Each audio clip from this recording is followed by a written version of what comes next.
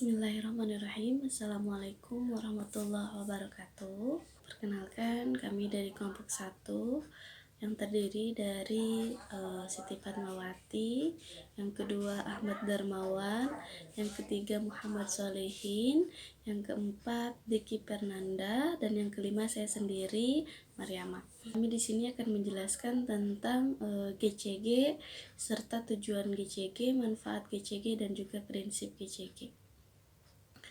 Yang pertama, kita akan menjelaskan apa itu GCG.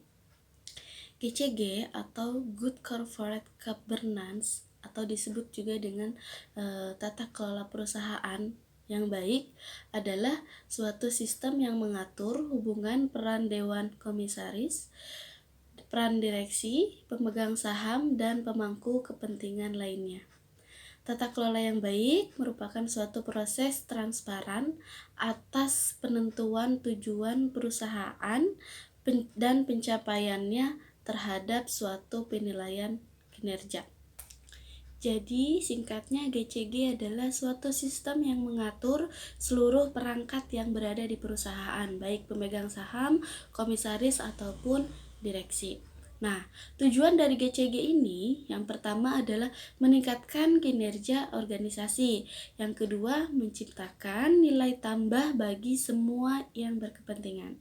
Dan yang ketiga adalah mencegah terjadinya suatu kesalahan atau manipulasi yang signifikan dalam pengelolaan perusahaan.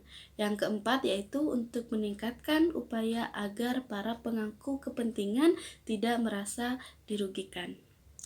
Nah, selanjutnya kita akan bahas tentang konsep dari GCG. Yang pertama adalah fairness atau perlakuan yang setara. Artinya, seluruh pemangku kepentingan harus diperlakukan secara rata dan adil oleh para pengelola perusahaan. Yang kedua adalah prinsip transparansi atau keterbukaan. Artinya, pengelola perusahaan untuk selalu menjalankan prinsip keterbukaan dalam proses keputusan dan penyampaian informasi kepada seluruh perangkat perusahaan, baik itu dewan komisaris ataupun pemegang saham dan perangkat lainnya. Yang ketiga adalah prinsip akuntabilitas, yang artinya para pengelola perusahaan berkewajiban memberikan laporan keuangan yang efektif sehingga dapat dipercaya. Yang keempat yaitu responsibilitas, para pengelola wajib memberikan pertanggungjawaban atas apa yang sudah menjadi tindakan mereka dalam mengelola perusahaan kepada para pemangku kepentingan sebagai wujud kepercayaan yang telah diberikan oleh para pemangku kepentingan kepada para pengelola perusahaan. Yang kelima, prinsip GCG adalah kemandirian. Artinya, para pengelola perusahaan bebas dan mandiri dalam mengambil keputusan tanpa ada pengaruh dari pihak manapun yang bertentangan dengan peraturan-peraturan yang berlaku sehingga perusahaan berjalan dengan sehat. Dan selanjutnya adalah kita akan membahas tentang manfaat dari GCG. Yang pertama adalah memudahkan akses terhadap investor asing maupun domestik. Yang kedua, mendapatkan biaya modal yang lebih murah. Yang ketiga, memberikan keputusan yang lebih dalam meningkatkan kinerja perusahaan.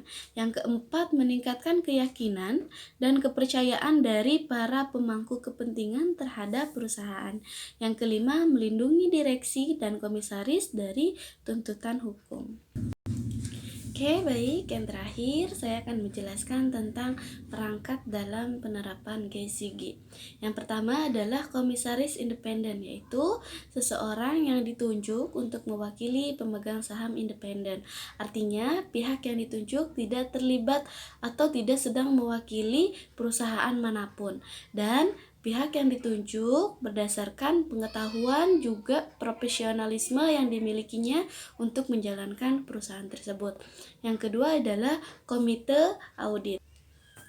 Nah, komite audit ini memiliki tugas yang pertama, mendorong terbentuknya struktur pengendalian intern yang memadai. Yang kedua adalah meningkatkan kualitas keterbukaan dan laporan keuangan.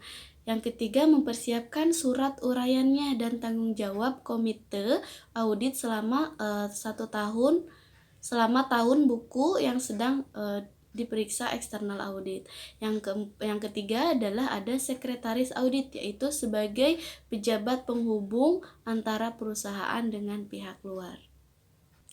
Nah, jadi GCG itu sangatlah penting di dalam sebuah perusahaan, teman-teman, karena dengan adanya GCG, semua orang yang berkepentingan tidak akan merasa dirugikan.